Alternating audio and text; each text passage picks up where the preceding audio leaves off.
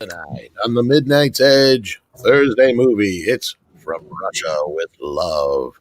Welcome. I'm Tom Connors. With us is the boss man, Andre.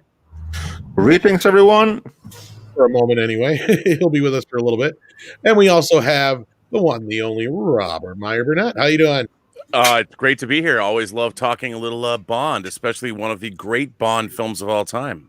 Absolutely. And also joining us for the first time on one of these adventures into Bond is one Jeff from World Class Bullshitters. How you doing? I'm doing well. Hello, everybody, and thanks for having me, guys. Thanks for being here. Appreciate it. And, of course, we're also joined by the voice of Midnight's Edge, Rob. How you doing? Good afternoon, everybody. Oh, damn it. What the hell was that? I have no idea. I'm going through reverse puberty, thinking about From Russia with Love now. I'm hearkening. I'm going backwards, regressing to the state I first saw it in. New Jersey? Good one. I like that. All right. Well, as people start filing in here, why don't we get my reactions to the film? What do you guys think? Yeah, I'm really curious, especially, you weren't overwhelmed by Dr. No. No, I wasn't. No. And I think what's interesting to me about this movie is I've always thought it was the closest realization to an Ian Fleming novel, especially of the time. Well, I really tried to keep my thoughts to myself. So actually, this one isn't nearly as long as the last one, but I think I say a lot more. So let's check it out. Ready? Mm-hmm. All right. Hello, I'm going to watch From Russia with Love for the first time. Let's see what I think. Bit progressive for the time, a little bit.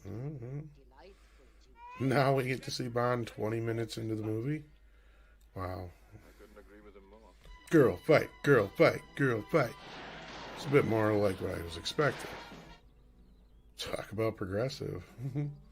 Took me a while to figure out that was Robert Shaw. So Bond beat up a helicopter before Rambo. Interesting. And Jaws. Well, that was more like it. That was more what I was expecting. Not quite the end. It's pretty good. Let's talk about it. Yeah, as you see, I didn't have much to say because I got sucked into the movie. I thought it was really, really good. This was more what I was expecting. It's one of the best, man. Yeah, yep. Absolutely. It got a little slow going. Like, as you said, I kind of was like 20 minutes of the movie, we finally get to see Bond. I was like, but I seen what all that was setting up, and a lot of that was stuff I didn't get from Dr. No. Like, there was a lot of exposition. I'm just like, I have no clue what's going on here, as opposed to this one where I knew what was going on pretty much the whole time. So, yeah. But, Andre, since we don't have you for very long, why don't we start with you? Yeah, well, first of all, did you notice towards the end there you had like the 60s version of a post-credit scene? Basically, that the Bond will return in Goldfinger. That's something that they actually started with this movie. Mm-hmm. It's by then they already knew exactly which movie would be next, title and everything, since it was already far along in development. So that's something that you're going to have like towards the end here. No, as for me, I also like From Russia with Love. There's some really good, memorable performances in it. This is like when we start getting into a little bit more of like the memorable villains rather than Dr. No, who's like, he has like a memorable look, but he's like a little bit more bland after that, like not too emotional, like very stoic. Here it's like when we start to get into not flamboyant quite yet, but you're starting to move into that direction of Bond villain, and all the tropes aren't there quite yet, but they're getting there. So this is like the nice progression to Goldfinger, which is where like you have like proper James Bond with every little thing that's going to be a classic from there on out. So yeah, I like From Russia with Love. It's not my favorite. But it's a step of the up. What I think is cool with the earlier movies is that they actually get progressively better and better up to a certain point. How often does that happen? With most movies, you have like a pretty decent number one, and then number two is either either better or worse, and the number 3 is always worse again. But in this one, it actually got better and better for each of the first 3 movies. How often does that happen? That's something really cool with Bond. So yeah, no, I like this movie for what it is, and we get like more of Spectre. It's like some nice throwbacks to both to Dr. No, as well as some foreshadowing of what is to come. Right.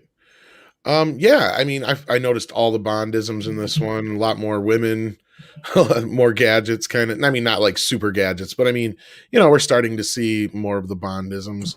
Robert, obviously, this is one of your favorite films, I'm sure.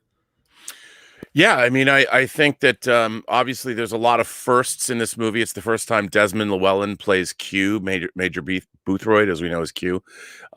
It's also, it's interesting. In the books, there's an intelligence organization called SMERSH that they changed to Spectre because of the Cold War. That because of the real Russians in real life.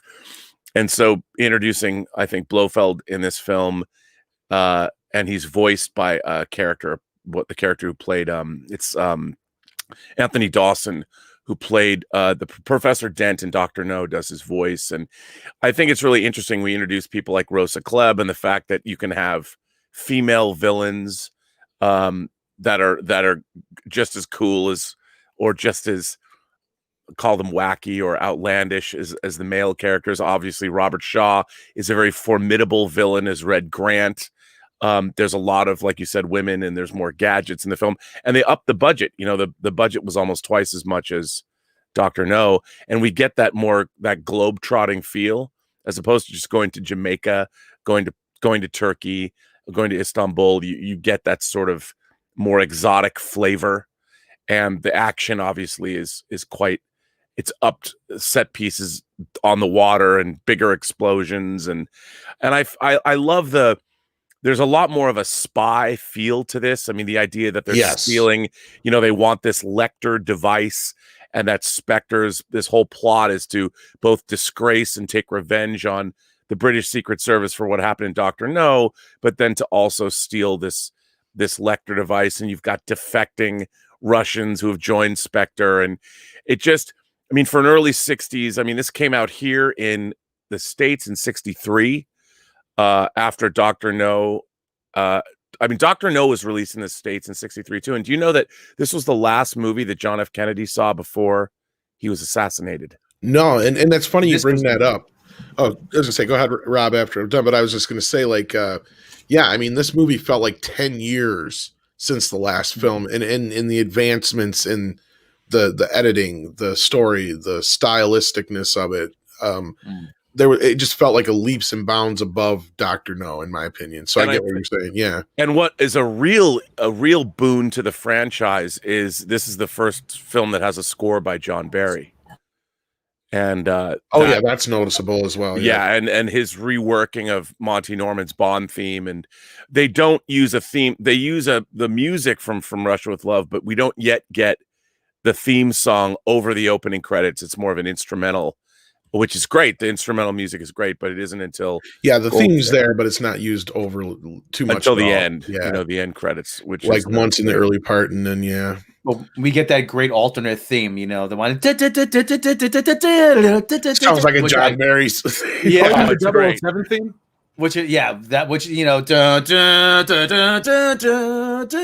I love that. I always love that. It's great music. And it's so Connery too, because the other Bonds don't use it. Well, take that back. Roger Moore used it in Moonraker when he's in the Amazon River part. Other than that, that's just a relic. It's cool though. It's such a big part of it in the beginning and then just disappears. Yeah. Well, Jeff, since you're talking, might as well ask you, how do you feel about the film?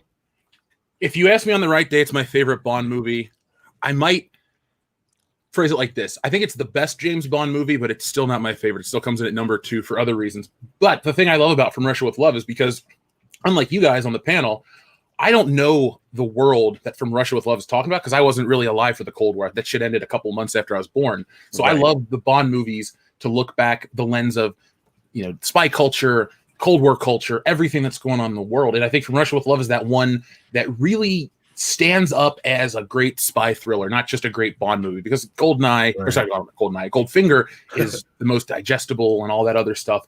But this one really has so much going for it, to the point where it's almost sad that you not blew your load at the beginning, but you have such a great movie. You're able to hold it out for a little while, and then you never really reach this greatness moving forward. But Tom, I didn't know you didn't like Dr. No that much. Dr. No is one of my favorites. I didn't hate it. It was like I watched it and I'm like, yeah, it was good. It felt like a film shot in the 50s. It kind of felt like I can see where we're getting with the whole Bond thing, but it just, it was kind of like somebody making a Bond-like movie. See, it's weird you say it like that, because I always look at Dr. No and think it has so many of the Bond hallmarks there so early. I mean, yeah, you don't have Desmond Llewellyn's Q. I think it's what Peter Burton plays him in that one. But you have the armor, you have the Walther, you have Moneypenny and the girls and all that stuff. I mean, and you have the theme and all that. I really can't think of two. I mean, the gadgets are about the only thing. And even then you could argue the Geiger counters counts as that. Yeah, I think it was the gadgets, and then how it lost me about 2/3 of the way until the climax, and the climax is just like it's over. It's like, oh, that was it? And it did. It had that very 1950s feel, as opposed to this one, where I feel like this has like everything I expect out of a Bond movie. And like I was saying, it feels like something that would have came out in the later 60s, not the earlier 60s, with how progressive it seemed. Yeah, see, folks, this is what happens when a piece of entertainment invents, genre tropes, not cashes in on whatever's popular. When you go back to the progenitors of these films, all that stuff is there. So I think the problem with Dr. No now, and it never struck me. I mean, I've got an original Dr. No one sheet hanging on my bedroom wall, but going back and watching it, it struck me last week when I watched Dr. No again, it just feels small in terms of its scope, as opposed to this. I mean, I think I compared it to a TV movie, didn't I?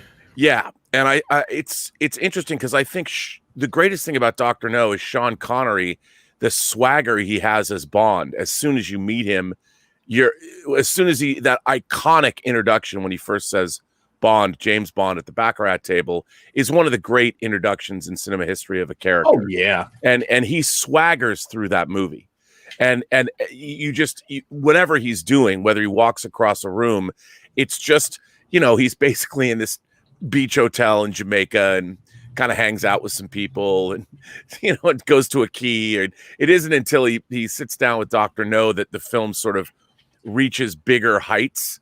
Whereas this film immediately, the fact that it opens with Red Grant hunting a duplicate of James Bond, the movie is heightened into the fantastical a little bit.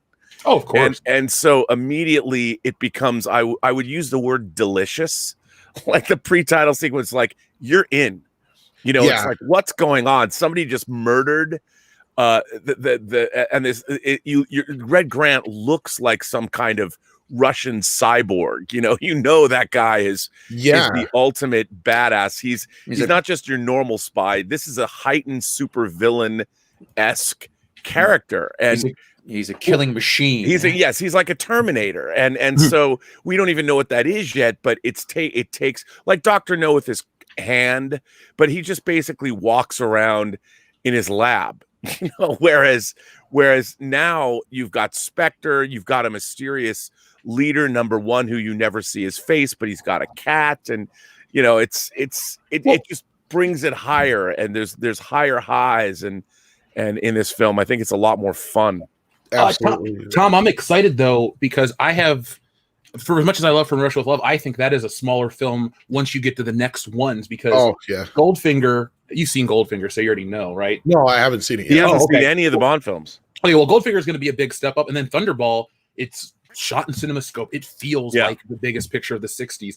It's not my favorite, but I do think From Russia with Love expounds upon what Dr. No starts, but I think so much of the Bond franchise grows from Goldfinger that I'm curious to see how you'll look at this film once certain Bond tropes are established and never abandoned. Like there are certain things from this movie, like we mentioned the 007 theme, or that more serious tone. Red Grant is really a one kind of villain. They try to bring him, not him back, but that type in the 80s, Roger Moore, it just never works. So I'm really, next week on the High Council, whenever you do Goldfinger, just message me and tell me what you think of it, because I want to know how you feel about the size of the Bond universe after this movie. Right. The unstoppable henchman. Yeah.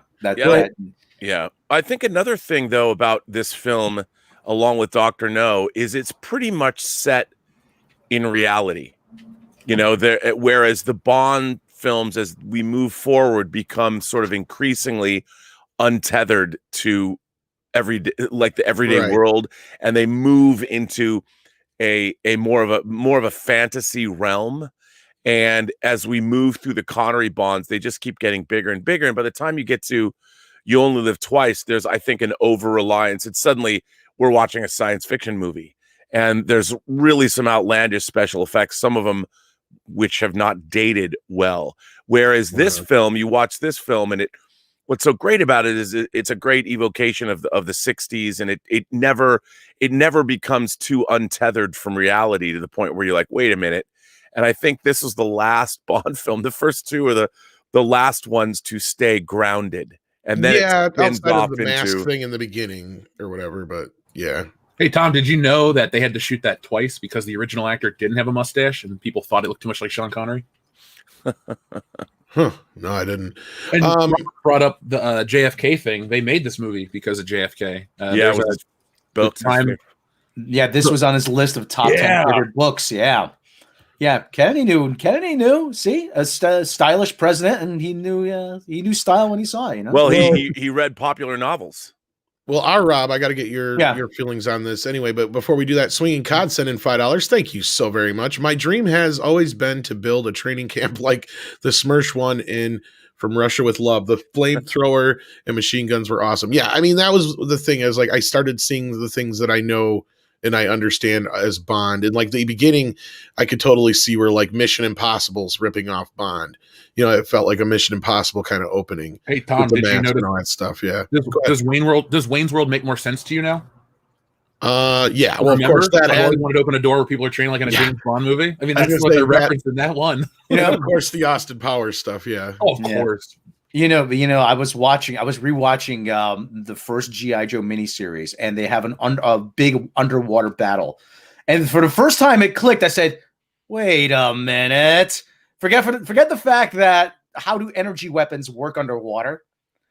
And it's just like, wait, they're just ripping off Thunderball. Not that I'm complaining. Not that I'm complaining, mind you. I don't mind a good ripoff when it's. But we haven't got to Thunderball yet, Rob. So what did you think of From Russia with Love? I know this is one you bring up often. Yeah, I think it's probably, it does set the stage for what's to come. It does. You start to see the series taking shape from here on out. Like I always say, I remember when I was a kid, that moment when you heard the voice tonight on the ABC Thursday night movie, Sean Connery as Ian Fleming's James Bond 007 in From Russia with Love. He turns with the right hand and fires the flare gun. And that is burned into my memory. I'm like, and when you see that again, you're like, oh yeah, it's like I'm 7 years old again. You know, that moment is, and it's just such an iconic moment. Forget the fact that where did you get the captain's hat from? You know, I just found on the boat. It works though. You know, it works. Well, it's also a great physical effect. Yeah. You know, that explosion is perhaps one of the most iconic in film history. Oh yeah. It's great. It's great. Like you said, everything just ignites at once, and it just shows you that you're watching something big, something grand, something that you're going to remember. And that's the thing. And again, you know, we see the series start to take shape. You know, Sylvia Trench comes back in the first 20 minutes. You know, we don't get to see him drive it, but he has the Bentley Mark IV. From the novels, even though it was actually the 4-liter, the 5-liter, whatever it was. But anyways, that I digress. And you know, Q comes. We see Q for the first time. Like the series is really starting to take shape. It is more recognizable in this movie than it was in Dr. No, and so it's easier to go back and watch from that perspective. But it does stand well on its own. It really does. Oh yeah, like I was saying, this movie feels like years beyond where the first one was, and knowing that the movie was made in 1962 or 63 and came out in 63 when I'm watching it, I'd keep reminding myself of that, because like I said, it felt like it had been 10 years since the last Bond, even though the movie was picking up right, you know, after the first one. Just like I said, the quality of it, and that was something I also brought up too, that you brought up too, Jeff, about how, you know, it goes into CinemaScope or into full 235 or 240 or whatever within the next few films. That was something I pointed out in the first film, where that kind of was a detriment to it. Like, it made it feel like a TV movie, to where this movie actually goes beyond the aspect ratio. Like, I didn't feel like confined like I did the first film. Yeah. Like, this movie really opens up, and it doesn't feel like a backdoor pilot for a TV show. Like, this really felt like what I was expecting out of a Bond film. I enjoyed it quite a bit, actually. It's so fun. I mean, I can't imagine anybody hating this one. I love the character. Oh god, the Turkish, the guy head of the Turkish. Karim Bey. Yeah, Karim Bey. Yeah. Oh god, that he's great. I only wish they didn't kill him off. I wish he came back. And you know why they killed him off, right? In the actor had terrible cancer, and so the director Terrence Young, his brother was like the Queen's surgeon, so they took him off set because they knew something was wrong with him. We gave him this full screening. He had terrible cancer, and he had like a couple weeks left to live. So they rushed all of his shots and filmed it all at once. Then he comes back to America. He ends up in a hospital, I think, in California or Mexico, and he shoots himself because the pain was too terrible. This is all on the official documentary from them. And then his son comes back at a later one, Tom. When you get the License to Kill, James Bond will interact with this like this Spanish or Mexican dictator, and it's the real actor's son. So they kind of brought him back too, but he's a great character. That's the only reason he's gone, Rob. Oh yeah. Oh, okay. Well, thank you. Actually, I did not know that. Ed, did you know that? No, I didn't. That's actually kind of like how Murray Hamilton had to deal with Jaws 2. His wife actually got sick, so they rushed his filming in Jaws 2 so they could get him through that so he could get to his wife. But is luckily, he the mayor? Yeah, the mayor. Okay. And luckily for him, he actually his wife actually made it. So. Oh, good. Yeah. At that point, yeah. He sadly died not too long after that, though, which was another thing. But anyway, Silver Nova sends in an Australian $10. Thank you and good day. I love the classic Bond movies, the days when James was the hero that men wanted to be and women wanted to have. Thanks for all the great guests lately. Well, thank you for joining us, and that's why we have them here. So we have these great conversations like this, and so you guys get to hear them. But yeah, I'm glad I started taking this journey now. This is probably the first, obviously it's only the second movie in, but I could see myself watching this again. Dr. No, not unless I can't really see a reason why I have to really revisit it.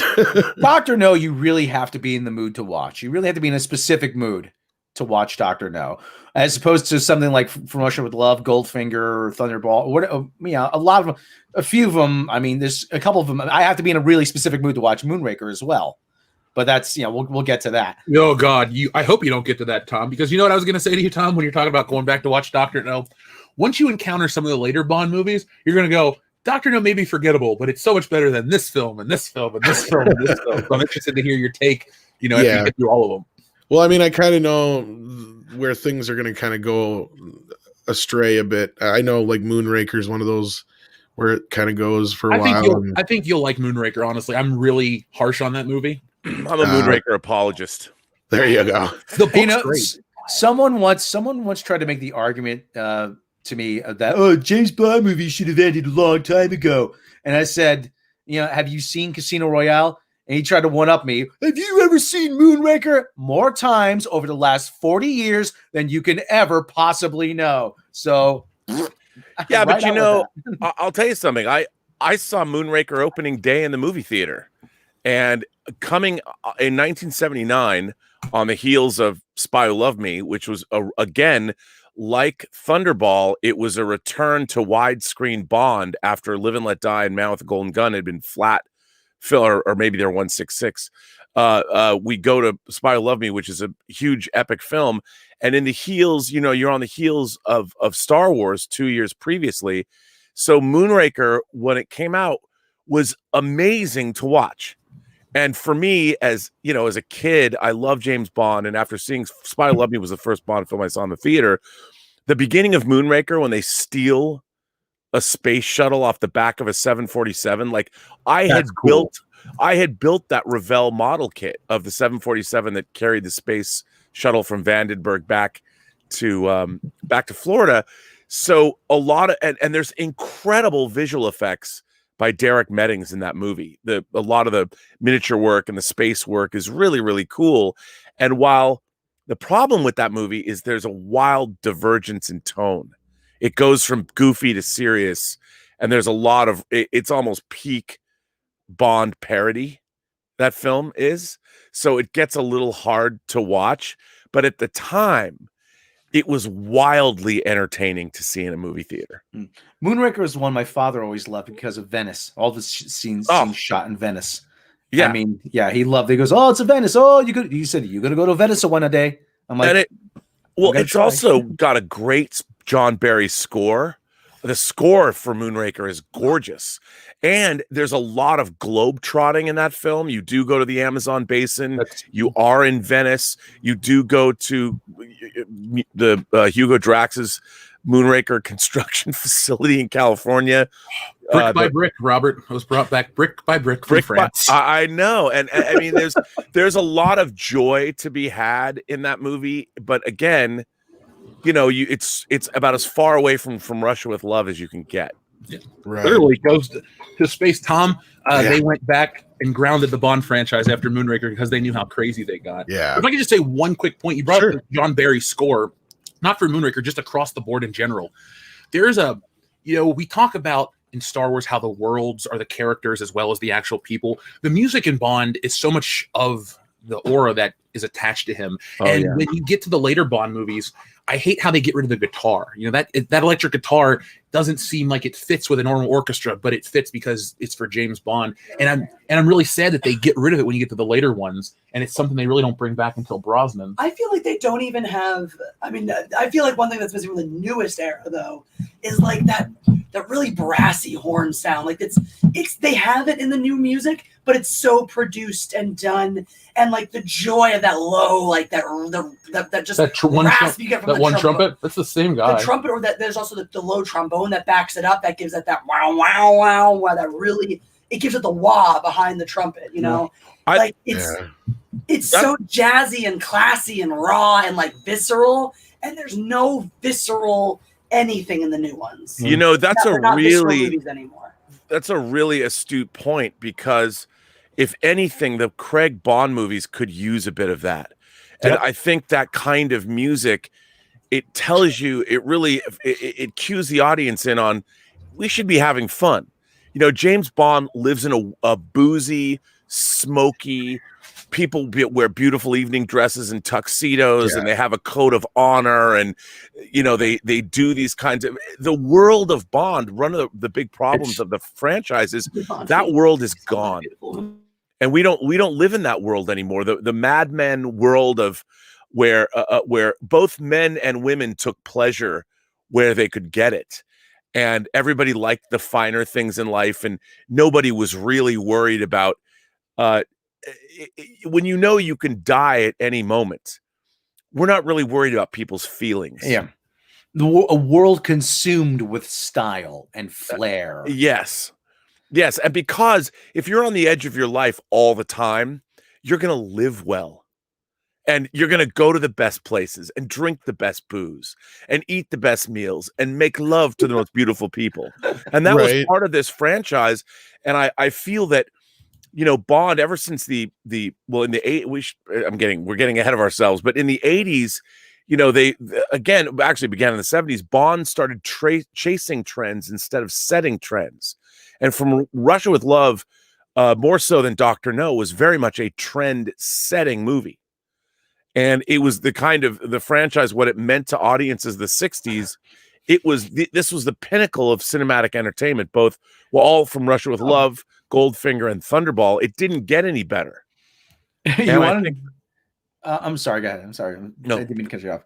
I was, said style and flair. You know, when I went to Italy in 2012, I remember I called home, I called my parents, and they said, "Oh, you're going to go to Monte Carlo? It's a short ride." I said, the first thing I thought was, I can't go to Monte Carlo. I don't have a suit. I don't have a proper suit. I'll be arrested for vagrancy. I'm like, how am I going to go somewhere that stylish and that exotic with it being dressed as I am? That was my first thought. I'm like, I can't do that. That's not for me. I got to interrupt this just for 1 second. We've got a little bit of breaking news. Wow, this news is huge. This is big fucking news. We were 110% fucking right about HBO Wow. Max. Every goddamn thing for the next year is coming directly to HBO Max. I don't have my breaking Wonder news. Woman. I don't have my breaking news music. Dune. What else was in here? God, there are all kinds of movies is in this trailer that just dropped. Suicide Squad, Judas and the Black Messiah. Wow. So there, everything. Do you guys think? I mean, obviously, streaming sites are going to know things about the theaters industry that we don't. Do you think this is the end of the theaters? I think so. Well, yeah, we've been reporting on this because we've had a little bit of an inside track, and yeah, this has more to do with HBO Max. Actually, I should say that this has more to do with HBO Max. Is this all exclusively Warner Brothers properties? Yeah. Yes. We don't have to pay for this one. The only one that's not in there is movies. The only one that wasn't mentioned is Bond, but I have a feeling they're going to pick that up. I mean, this is amazing. Godzilla versus Kong, wow. Mortal Kombat, Space Jam. Wow. Everything. Sorry, I didn't mean to disrupt that, but that was pretty big breaking news. This is monstrously huge news. Yeah, like demonstrously huge. So that'll be something we'll be talking about tomorrow morning, obviously, on the show. Okay, Rob, put the kazoo away. There's my breaking news music. Okay. Anyway, so Gutter Jedi brings up a great point here. If you missed the beginning of the show and our first discussion on Bond, I have never seen a Bond movie in my entire life. My dad was never a big fan. I grew up on things like Westerns, Rambo, that kind of stuff, but Bond just wasn't something that we watched. So yeah, I'm taking the journey for the first time through each and every one of the films, and my friends are joining me here, as you can see on the panel. So thank you for joining us going through my journey. Cedric Taylor says with $5, thank you so much. You Only Live Twice is the best Bond in his opinion. Ooh, interesting take. There you go. There you go. There was another great question here. Here it goes.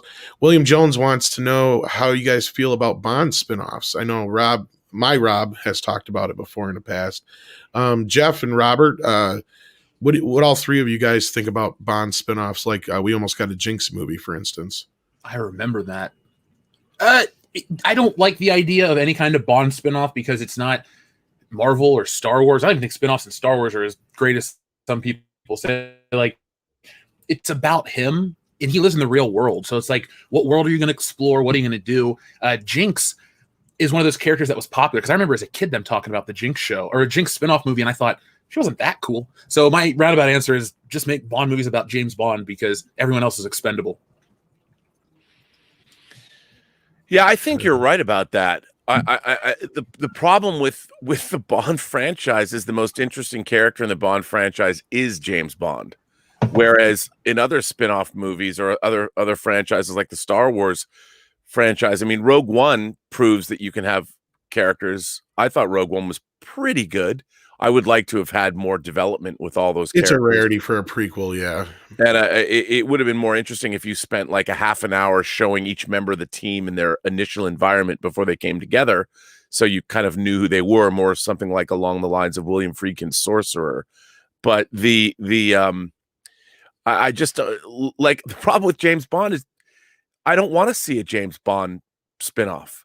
The Hobbs and Shaw of it all. I'd rather see James Bond, unless it was a brilliantly written film with an incredibly charismatic central character. Yeah. And Rob, I want to get your take on it too, but like I said, I know we've heard your version of it, but no, I got to agree. I'm one of those, I hate things like Gotham. I hated having like 20 shows about Superman and Batman without Superman and Batman. And I don't really see the reason in having a Bond film without Bond. But again, I'm just getting into the beginning of this journey. But anyway, go ahead, Rob, and then you can grab the super chat while you're at it. Well, Swinging Cod $5. Tom, Ursula Andress is always the reason to watch Dr. No. Yes. And there's a funny story about that. I'll tell you, I've told repeatedly, but that's for another time. The whole thing is, I always say to people who always would say to me, James Bond, how about a spin-off film with 008, Idris Elba as 008 or 006? And I say, it's the idea is good in principle, but there is no James Bond universe. It's not Marvel. There aren't all these well-developed characters running around. There's no Doctor Strange or Spider-Man or Iron Man running around the quote-unquote James Bond universe. Everybody is there to support James Bond.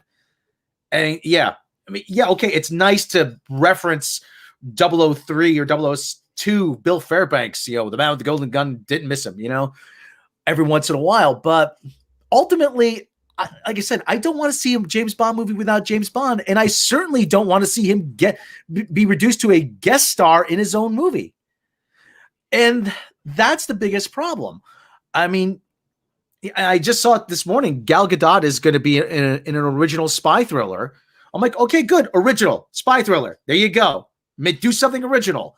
And I just don't want, like I said, this whole idea of Bond being reduced to a guest star in his own movie, or a Bond movie without Bond being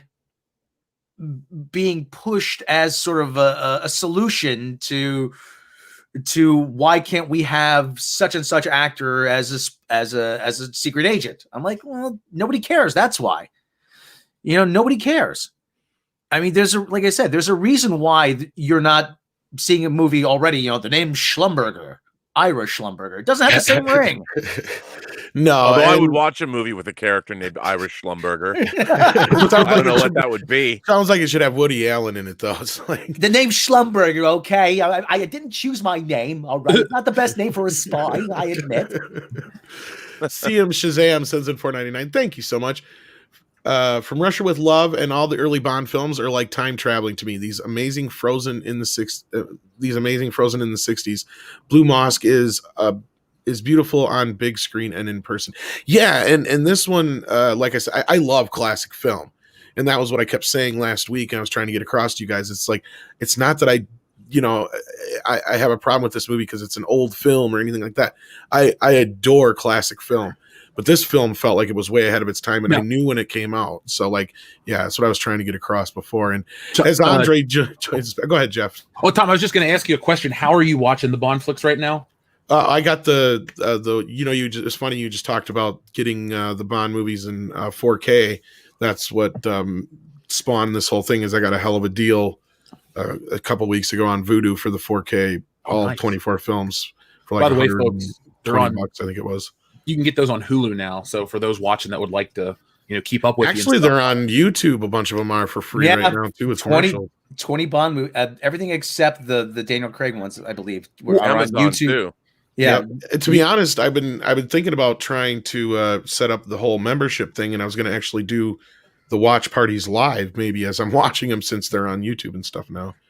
But welcome back, Andre. You join us just as the big news drop, as Taker 610 says here in his super chat. Home box office is taking on a whole new meaning.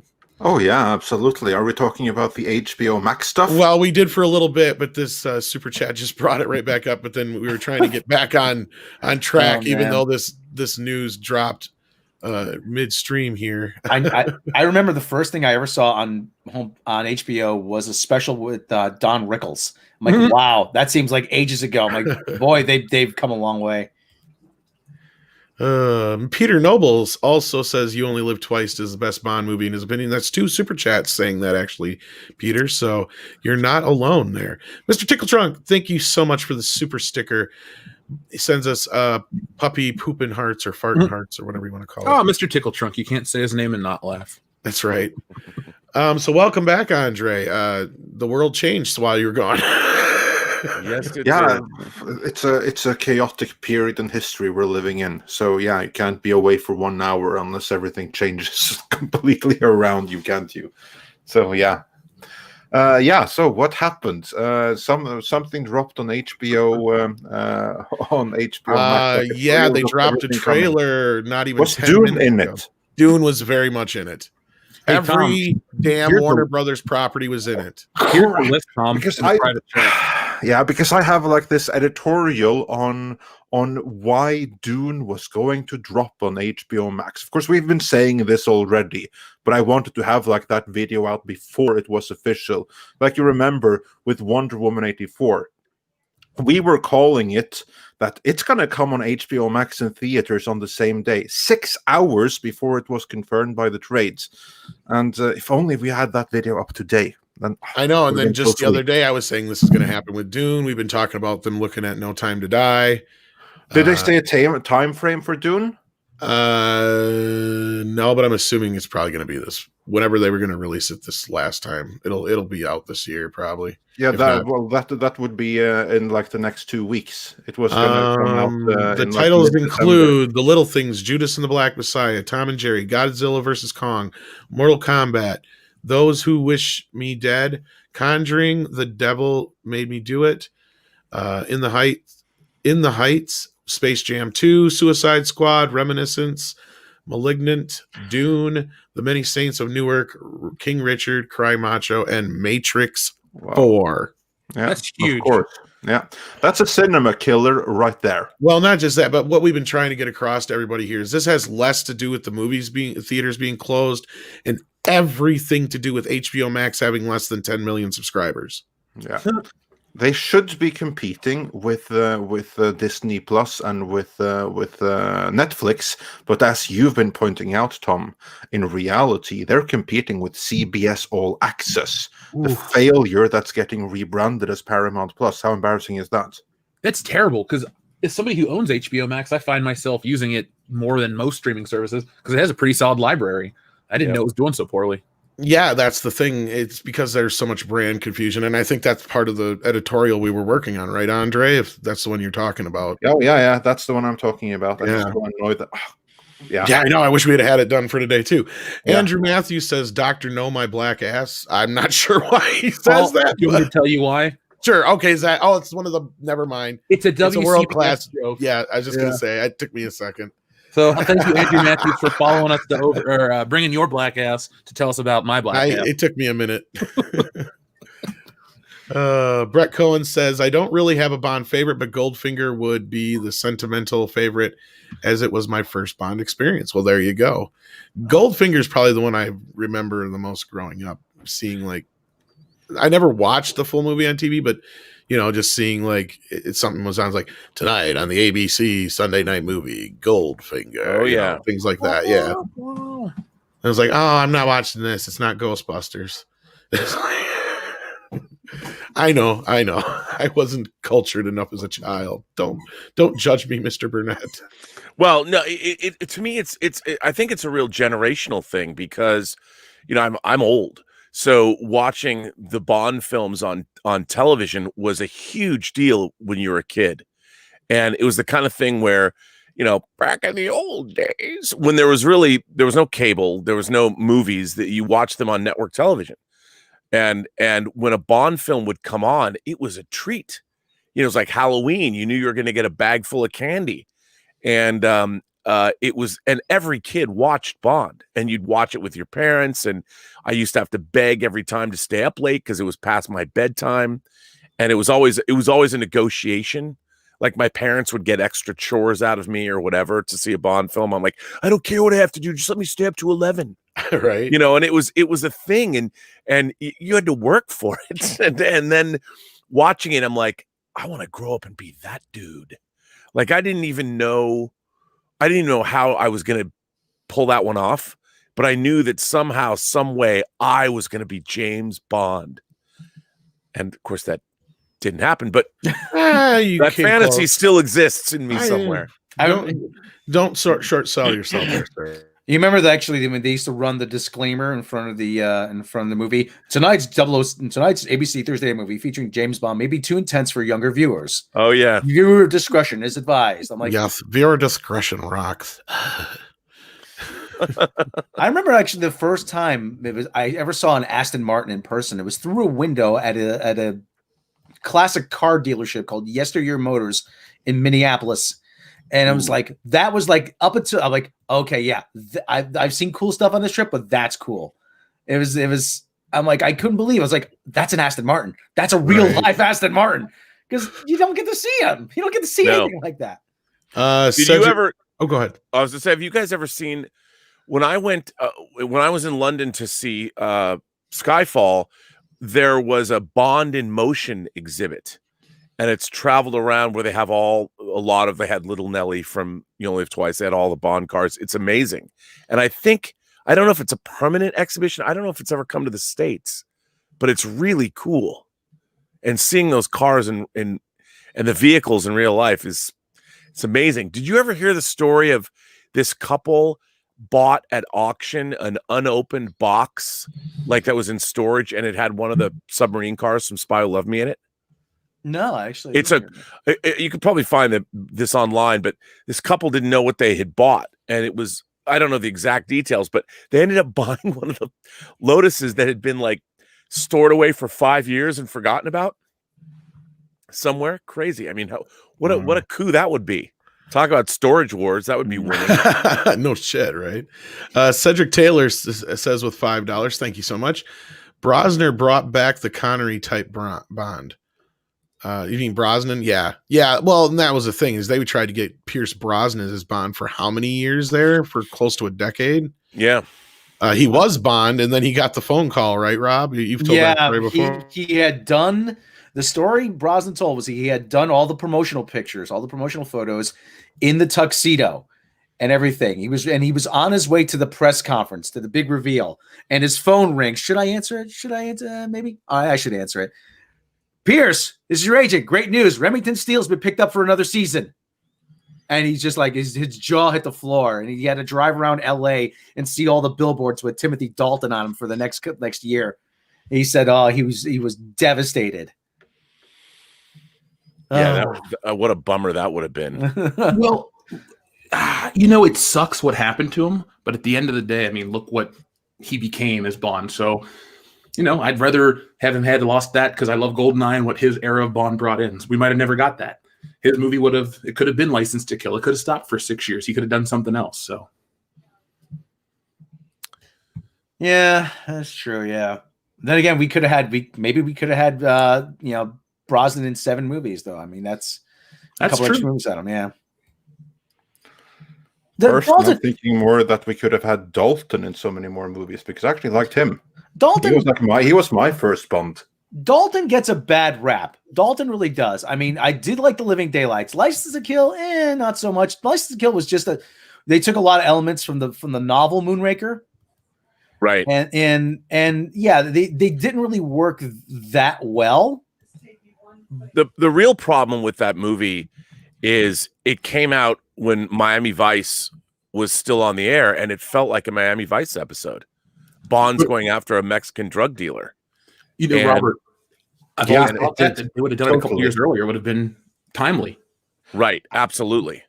And on top of that, it was really brutal for a Bond movie, like exceedingly brutal. It really was, especially towards people's legs, because you had like Felix Leiter. Not only was his wife killed, we see his leg getting bitten off by a shark, and then you had Benicio del Toro.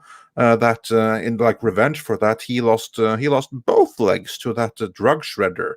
Before the rest of him fell in it as well, joining his. I can't wait for joining his legs as minced meat, especially if they got freaking laser beams attached to their heads. Action Com sends in $2. There's a Jinx script. Anybody want to read it? Script Doctor probably has it.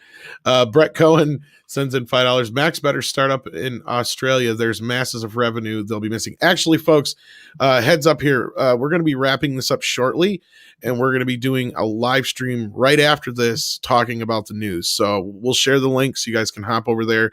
I don't know if Robert and Jeff want to join us real quick. I know Robert's on a bit of a time schedule, but we're going to wrap up this Bond discussion, and then we're going to do that. But in the meantime, we're going to finish up these super chats too. Rob Atlas says with $5, Live and Let Die blew me away as a kid in the theater. It's a great movie. Yeah, I noticed going through the movies real quick, just kind of scanning them, that they had one movie without Sean Connery, and then the next movie was Sean Connery, and then they had Live and Let Die, and it wasn't Sean Connery. Like, so I see, like, I'm going to be interested in asking you guys about all that, but at this point, just knowing all the themes and the music that transcends the movies, that is so far my favorite Bond film before seeing any of the films, and I've pretty much heard all the Bond music. So if that you're gonna like this one, it's black exploitation. And then LK says, is HBO Max failing because it's not on Roku game systems? I want to watch my TV and small tablet. Yeah, that's one of the main reasons. And I think we'll get into a little bit that in the live It's on stream. Xbox. Yeah, it is on Xbox now, and it's on all the other stuff, but not on Fire Stick. Or it might be on Fire Stick, but it's not on like Roku or a few other things. But we'll get to that in the upcoming live stream. Swinging Cod also sends in another $5. Thank you. You already had a James Bond movie with Woody Allen. That's right, the second Casino Royale. We've talked about that before, right, Rob and Robert? Yeah, I think we talked a little bit about that. Oh yeah. Because that's the one Peter Sellers really wanted to be in, from my recollection. He wanted to play Bond though, like the main character. Yeah, like he wanted to play it seriously, from my recollection. Like that was a big disappointment for him. Mills sends in 35. I believe that's South African. That's rands. South African rands. Yes, Rands. Okay, yeah. That's Anyone indeed what it is. Anyone ever read the book or played the video game From Russia with Love? Was anyone aware Harold Macmillan and JFK had From Russia with Love in their top 20 books of all time? We actually brought that up probably before you came in, Mills. Yeah, go ahead. I still have I have a copy of somewhere from the game From Russia with Love, actually, somewhere around here. It's not terrible. Sean Connery is actually the voice, but you can tell he's older though. That was my number one complaint, Rob. Yeah, because I bought that game when this was my absolute favorite Bond movie, and the game's good but not great. Like if you're like me and you're really into the movie, they say the character's name's wrong. It's just you drive the Aston Martin DB5. There's a lot of weird disconnect, but it is a fun game. But if you're looking for like a pure From Russia with Love thing, I just say skip it. But yeah, well, I hate to do this like this, but is there any final thoughts on From Russia with Love? I loved the movie. I would definitely give it a 7 or an 8 out of 10, which is higher than I think I gave the Dr. No, I gave it a generous 7, but I'd probably give it more of a 6 compared to this. Robert, since you're one of our main guests, any final thoughts on From Russia with Love? No, I mean, I think this is a really significant film, not just in the Bond franchise, but in cinema history, because it basically defines the genre of spy films. It changes it from one thing into another, and it really is. I mean, Dr. No could have been a one-off, but luckily it was a success, and From Russia with Love is really solidifies the Bond franchise for the next 50 years.